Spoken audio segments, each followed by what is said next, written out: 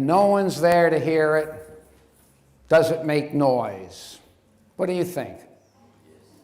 Yeah, most people say, of course, of course. And I said, of course it makes noise, of course. But you know, I was young then. And I'm just adamant, of course it made noise. Now, years later, I'm just as adamant that it doesn't make noise. And I think the implications of my argument, well, you'll see. You'll see, what does that have to do with belief in the existence of God? But bear with me. I flew a jillion miles to get here to talk about this, so bear with me on this for a few minutes. Let's go to this forest where the tree fell. Now, suppose in that forest there were only deaf people. Would the tree make noise? Or suppose the whole planet where the tree fell had only deaf people. Would it make noise? Take it even further. Suppose in all the universe, you know, I talked earlier about multiple universes. Well, let's say they're right, and there are multiple universes. And there's one of these universes, nobody had ears. Okay? Would the tree make noise? Now, it would still vibrate molecules of air. No one's denying that if the tree falls and slams on the ground, they're vibrating molecules of air, okay? But vibrating molecules of air without a functioning ear can no more produce noise than a bowl of sugar without a mouth can be sweet. Because as the sound isn't in the air, but it's in the ear, the sweetness isn't in the sugar, it's in the mouth. What do I mean? Well, let's do a thought experiment, though you can go home and you can try this yourself. Though I don't think we need to. Go home and get a bowl of sugar. Okay? Stick your finger in it. Sit on it. I don't care what you do. It'll be crunchy. It'll be grainy. It'll be hard. But it's not going to be sweet. Why? Because the sweetness isn't in the sugar. The sweetness is in your mouth. Let's do another experiment, a thought experiment. Okay, so a guy's in a freezer, 10 degrees below zero Fahrenheit. Yeah, excuse me, I just got to do Fahrenheit. That centigrade stuff, that metric stuff never makes a lick of sense to me. So I'll just do the Fahrenheit. The centigrade, I get a headache. A guy's in a freezer, 10 below degrees zero Fahrenheit.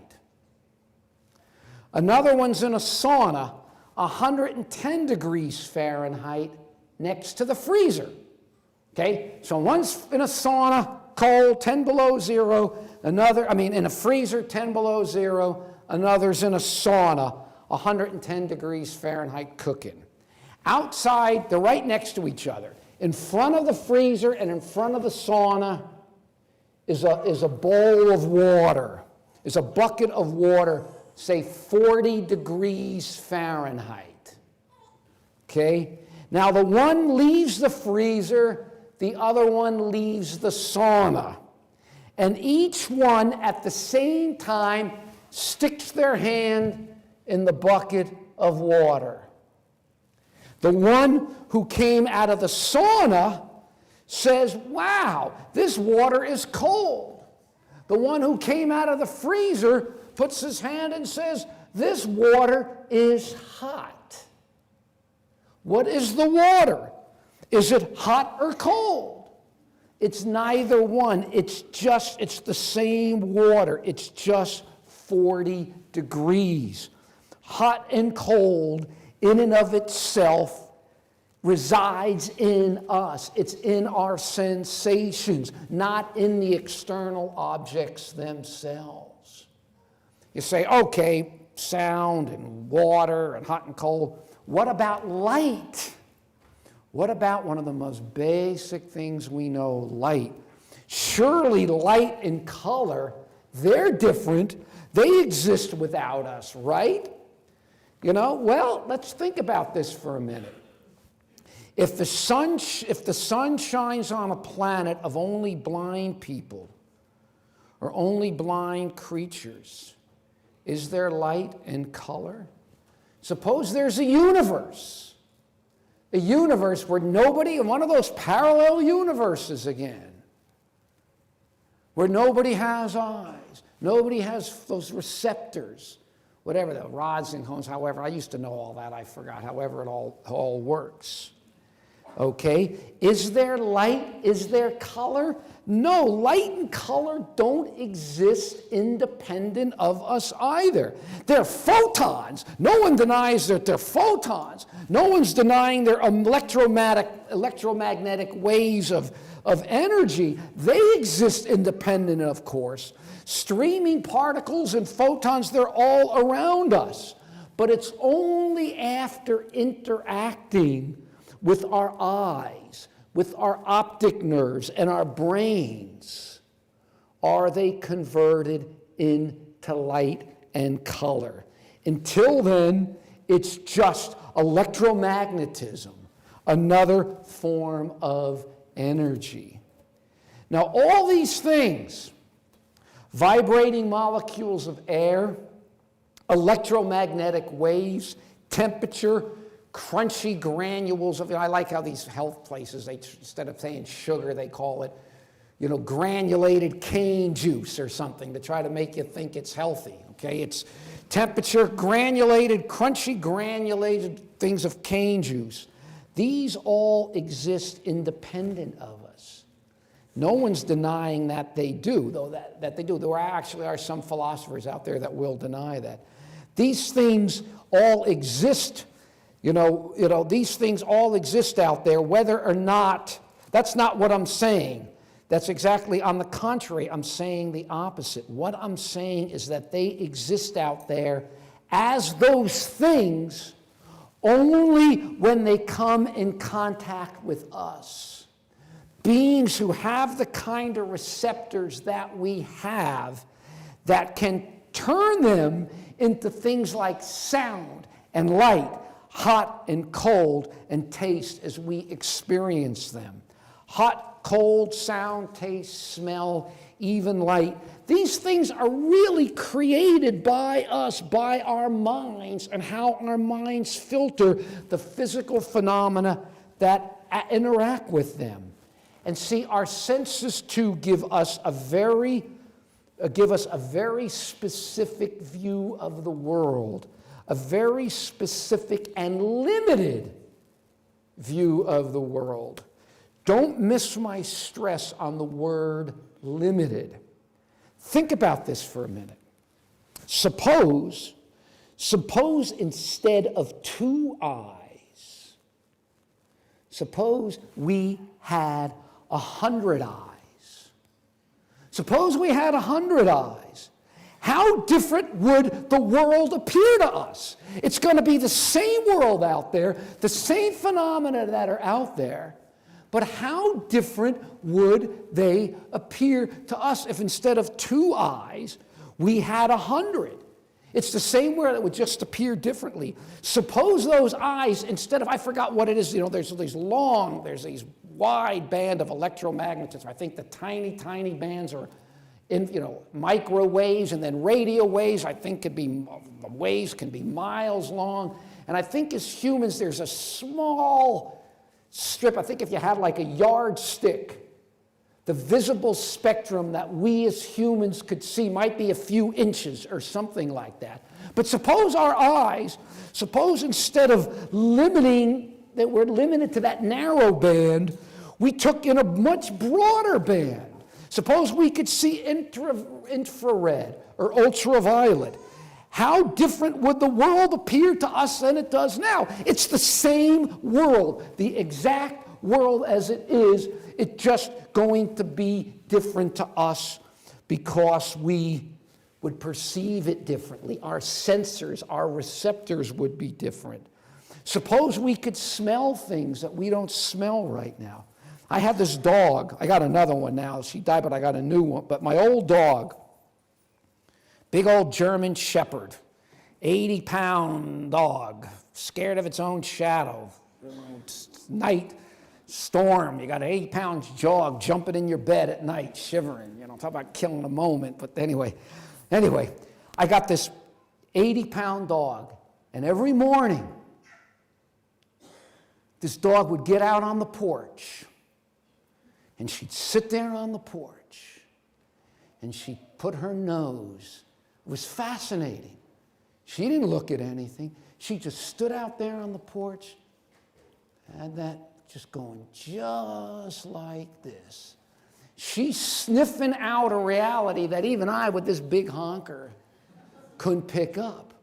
Okay? There's a reality there. It's real. It's just as real as anything I could smell, but it's just, I can't pick it up with my senses. You see, the whole point is if we had different receptors, if we were wired differently, we would have a completely different conception of reality. A whole new reality would be, or I'd say a new conception of reality.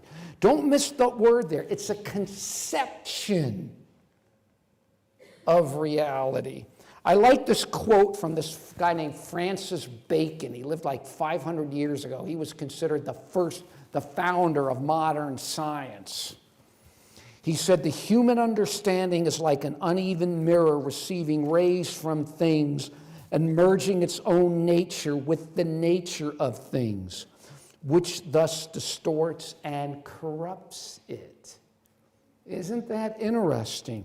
It's like an uneven mirror receiving rays from things and merging its own nature with the nature of things and thus distorts and corrupts it. Our minds really create the reality that we know, and they create it in a very specific way. See, another reality exists out there, one independent of our perception. But we can know the world only the narrow way in which our minds let us know it, only through the narrow, selected, and limited paths created for us by our perceptors. Who but God, if you believe in God, knows really what's really out there? How much of what's out there, even right before us, remains inaccessible to us? Because our receptors, we don't have the receptors to perceive it, or because our receptors just aren't up to snuff. I mean, this isn't new. You go back centuries ago, many centuries ago, that the philosopher Plato talked about, he said, imagine humanity, imagine a race of people who were born inside a cave, and their faces were chained to the wall, and all they could see is the inside of the cave. And outside there was people and things were going by, and there was a light. And the light put the shadows on the cave. And all these people could do was see the shadows. For them, all the reality for them, all they knew of reality were just those shadows on the wall. That's all they thought. There was a whole other reality out there. But because their whole lives they were chained with their walls, with their face towards the wall, all they saw were those shadows. So this isn't anything new. He's distinguishing between what we see and perceive and what's really, really there. How much reality exists that's not within the reach of our receptors? A reality that's just as real. That's just as real as any one of us sitting here right now. It's just, we just don't have access to it. You know, it makes me think of a verse in the Bible, in the book of Corinthians. And I thought this is kind of fascinating if you think about this. This is the Apostle Paul This is kind of heavy philosophy here. It's not just religion. It's in 2 Corinthians 4:18. Paul says, while we look not at the things which are seen, but at the things which are not seen. For the things which are seen are temporal, but the things which are not seen are eternal. Isn't that interesting? For Paul, there are unseen things, and they are just as real as the seen. In fact, according to him, what's seen is merely temporal. It's fading, it's passing away. Whereas what's unseen is eternal. And you think about it hypothetically, what is more real? And I'm using that word loosely. Something which is here and gone, or something which is eternal. And yet Paul says the unseen things are eternal. And what you see, it's temporal. So what is more real? Think about this right now. Let's do another experiment. Let's be quiet for a second. Okay, let's imagine there's no sound. You don't hear anything. How many millions and millions of cell phone calls are in this room right now? How many? I had to turn my cell phone off because somebody will call me. I mean, inevitably when I'm down there, somebody wakes me up in the middle of the night because they don't know I'm somewhere else. How many millions of cell phone calls are in this room right now, as real as my voice? As real as my voice, and yet we are totally, completely oblivious to them. Why? Are they not real? Are they not real? Somebody call me on the cell phone and their voice will be here as louder. I could turn on the radio. Turn on how many radio stations? How much is all? It's as real as my voice is. It's real as the water bottle. It's real as this. And yet the way we're wired, it is completely and totally inaccessible to us. And yet it's just as real as what we can see. Think about that. Think about that. We perceive none of them. All those cell phone calls are here. All those radio waves, TV programs, all the stuff that's on, that's out there, that if you have the receptor here, you can download and watch the movie, whatever you want to do. It's in the air here. It's right here. They're not created in the box. They're pulling it out of the air. This is like my voice is in the air. Yet you perceive none of them because our bodies don't have the apparati. That's the word apparati, apparatuses. That doesn't sound right, apparatus, whatever. You know, it doesn't have the gizmos to sense them, even though they're just as real as the breath you exhale or the chair you on. See, if our eyes and ears were created and wired the way cell phone or radio or TV receivers are, we could pull them out of the air just as you could pull my voice out of the air, because they're just as real as my voice. It's just that the way we're wired, the limited, we're wired in a very, very limited, very, very narrow way. As I said, light, all the band of electromagnetism, I think it's something like of a yardstick. That's like a meter. Yardstick, 3 feet, like this or something like that. Maybe 3 inches is all we could see. And all the rest is out there. But we don't see it because we're limited by what we could do.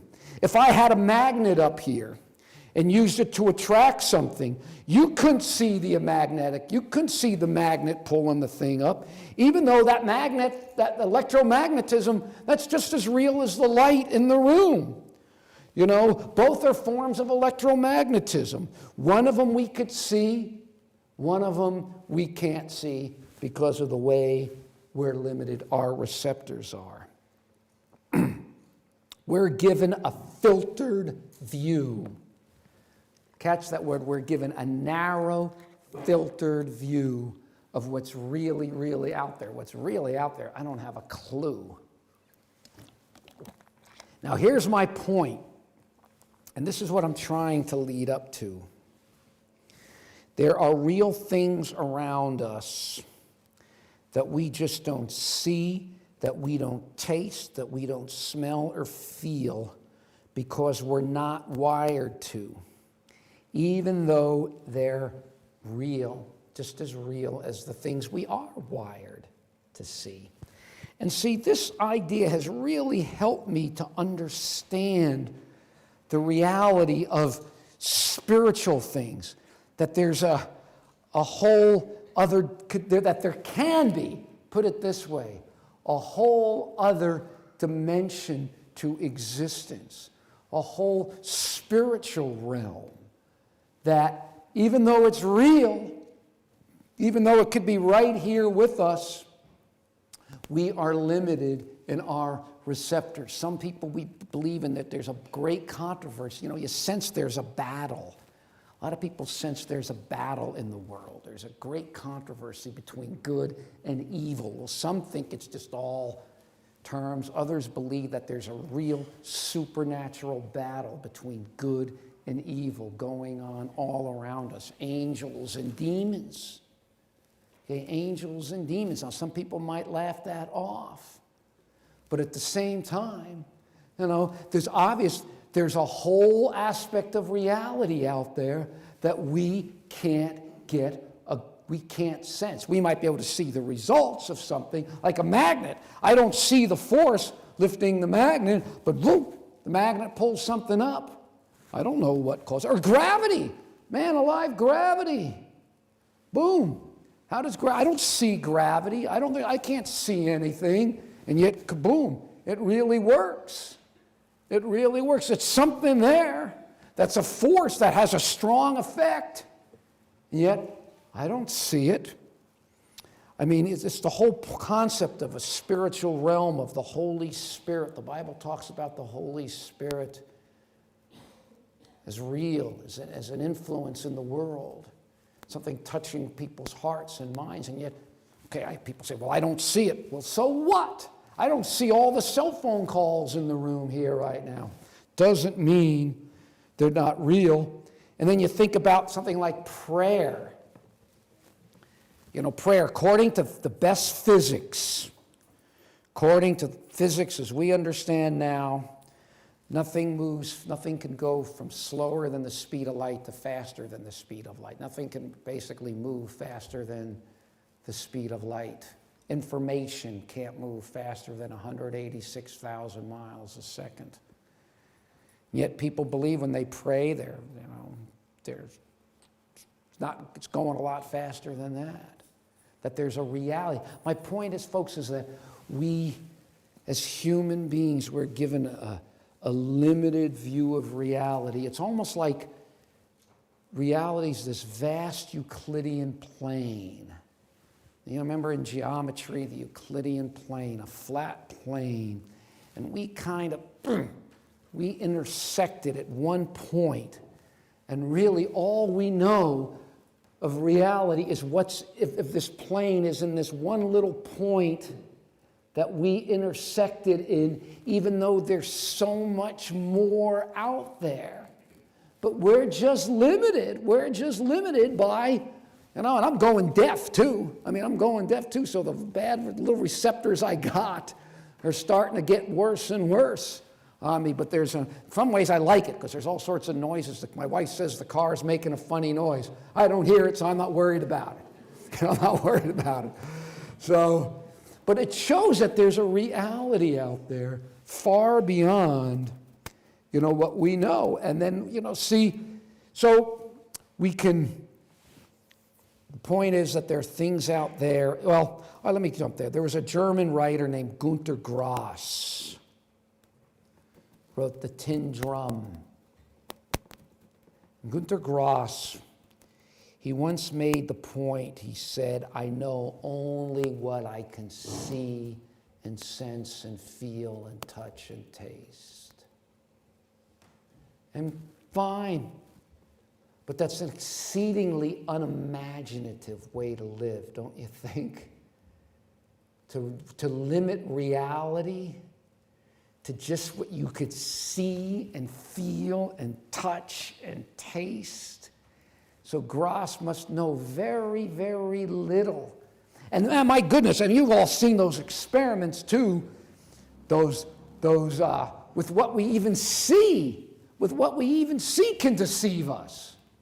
What we see, I mean, that's supposedly very hard, isn't it? That's hard and solid. My understanding of the physics, that's mostly empty space. That if you took a grain of sand and you put it in Westminster Abbey, that's the difference between matter as opposed to empty space.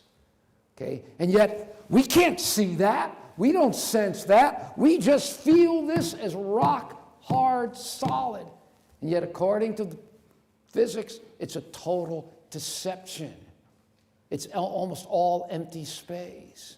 So it's bad enough, you think about it, I didn't even think about it till now as I'm saying it. It's bad enough that we're limited to reality by the things that we can see and feel and sense and all that. But even those are so completely, or can be completely deceptive to us. We've all seen those optical illusions and all that show you how what we see totally, those things look like they're the same height and all that. I can't talk about the rest of you, but this little excursus, whatever, it's a fancy philosophical term. Well, it's a couple different types. It's epistemology. How do we know the things that we know? If I say, I know 2 + 2 = 4, I know that Jesus died and rose for my sins. I know that I'm in Australia.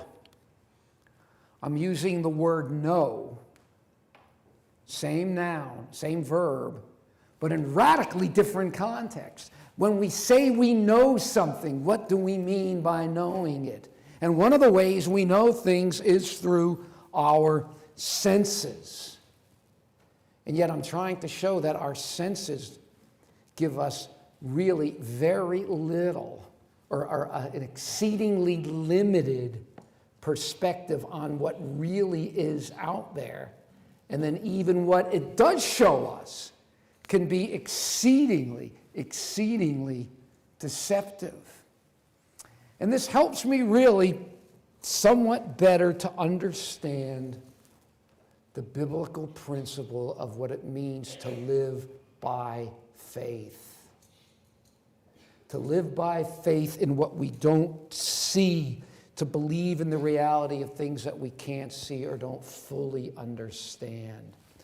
I think of this text.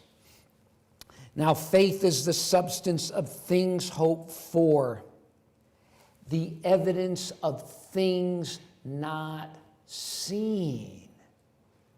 Some people say, if I don't see it, I don't believe it. Oh my goodness, you don't believe in X-rays? You don't believe in subatomic particles?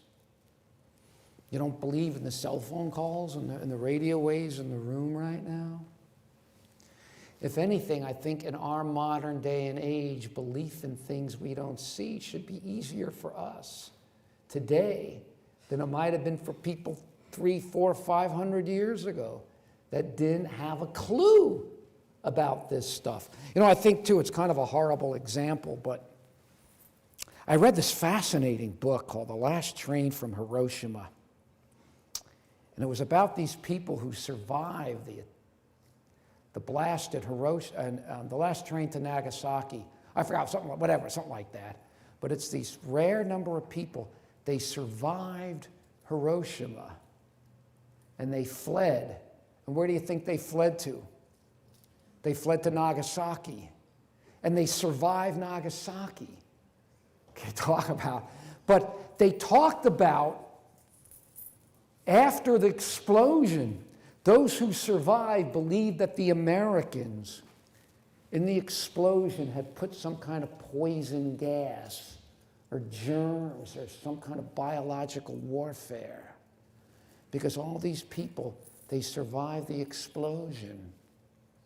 But they were getting sick and they were dying. And radiation death is, that's not how you want to go. They didn't see the radioactivity. They didn't smell the radioactivity. They didn't hear the radioactivity. Yet it was there. It was all around them. And getting into their bones. It was all in the air. And it made them sick and it killed them. You're going to say it wasn't real? It wasn't real just because our measly and limited perceptors couldn't pick it up? So again, I come back to this verse here for what it's. Now faith is the substance of things hoped for, the evidence of things not seen. What time do I got to stop? I want to leave it open for questions. 10 minutes to stop or 10 minutes for questions? 10 minutes to stop. Okay. Then we have questions, huh? Yeah, okay. All right, let me go back again. Now, faith is the substance of things hoped for, the evidence of things not seen. So we have to believe in things we don't see. So what? So what? Through faith we understand that the worlds were framed by the Word of God. That is so heavy. The worlds were framed by the Word spoken. You know, I speak. You can hear it. I never thought about this. Maybe maybe this is, it's like you hear it, but you can't really see the word, can you? I don't know, maybe I'm saying, but it's a reality. There's something coming out of my mouth that's hitting your ears, but it doesn't really do anything for your eyes, does it? I mean, you see my mouth moving, but if, so what, I could be behind a screen and this word would come out and it would affect your ears, but your eyes would completely miss it. It doesn't affect your eyes, and that's it. Yet, is it not real? Through faith, we understand that the worlds were framed by the Word of God. Man, that is heavy. So that things which are seen were not made of things which do appear. Wow, think about that. Things which are seen are not made of things which are seen, which are made of things which are not made of things which do appear. Then they must have been made of things which do not appear, things that we can't see. And yet, how easy should it be for us today to understand, at least theoretically, the reality of things not seen? Because we know all around us there are things that we don't see that are just as real as the things we do see. Things we don't hear that are just as real as the things we do hear. Things that we don't feel that are just as real. I mean, I don't feel all these electron clouds and all these subatomic particles buzzing around and so on. Anybody here feel the Higgs boson? They built this giant thing supposedly to find this subatomic particle. I don't know how all that, that stuff, how that all works, but they say they found it. They mean somebody on a screen saw a little thing go across and kaboom. But the point is, it points to a reality. Look at what think about this for a minute. This Higgs boson stuff. Look at what they got to do. Look at how, my goodness, think how limited our senses are, okay? That they got to build this super collider. How many miles? I think 20 miles underground or something like that. I think it crosses the border of 3 countries. And they got to move this, matter up as close as they can to the speed of light and then smash it to try to see what comes out. To see what's there, which is real. It's just kind of small. Okay, it's just kind of small, but it doesn't mean it's not real, and we don't see it. With that, they need the hadron. They need that CERN collider to expose reality to us that our piddly senses. They are crude, if you really think about it. I mean, we are really just sort of grasping with what we got, these 5 senses we've got, or if you saw the movie The Sixth Sense we've got, I don't know. I guess in the end, I guess if I'm trying to summarize what I'm saying, I mean, there's a verse in the Bible, the just shall live by faith. It says faith in what? An evidence of things not seen. And I said, in today's day and age, though, in today's day and age, it shouldn't be that hard. It shouldn't be that hard to, I guess, am I taking it on faith that there's cell phone calls in here? Well, I guess somebody could call me on my cell phone. I guess I can't be adamant that they're here, but we have every reason to believe that they are, even though we don't see it, hear it, feel it. I mean, just think about that. How many jillions? I mean, I sometimes wonder, can that be good for you? Jillions of all these, some people think that it causes brain cancer and all that. Like, if it does, we're really messed up, because I'm not giving up my iPhone for anything, so. But I mean, there's a reality here that's completely beyond our senses, though we have to live by faith and so on. Well, I'm going to kind of wind this up. The point is, come back, while we look not at things which are seen, but at things which are not seen. Because, folks, we are spiritual beings. Whether you want to believe it or not, there's just some kind of spiritual hankering in us. There's a hankering in us for something beyond the mere physical. You can have everything that this physical world offers. I got a quote I read the other day from, you ever hear the media mogul Ted Turner? Started CNN, and he told about after he made his first $1 billion. And he said, I thought bells and whistles and lights would go off after I made my first $1 billion. And he said, nothing. He said, average sex is better than being a billionaire. Okay, and the guy's got everything. And the other day I read a quote too. I read a neat quote from Paul McCartney. It was in Rolling Stone magazine. Some anniversary or something. And McCartney said something to the effect of, I got it written down here. He said, it's great being a Beatle. It was great being a Beatle. And it was great being rich and famous. But then he says, but what's it all for? I mean, he's a Beatle, Paul McCartney. He had everything. Everything that you could see, everything that you could feel, everything that the physical world offers. Everything. And yet in the end, he goes, what's it all for? And I think it comes back to what I said in the other talk, because it's all going to fade away anyway. And see, that's the problem for us as human beings. We're capable of envisioning the idea of eternity. We're capable of envisioning transcendence. We're capable of envisioning a realm beyond what we can see or feel or touch. And yet, left to ourselves, it's inaccessible to ourselves, at least left in and of ourselves alone. And so ultimately, I guess my point on all this is, the Bible says that that there's realities which we don't see, that the things which are seen are temporal. And temporal, who wants to be temporal? Who wants to know you're going to be like the wind, and one day you're going to be here, and then poof, you're going to be gone.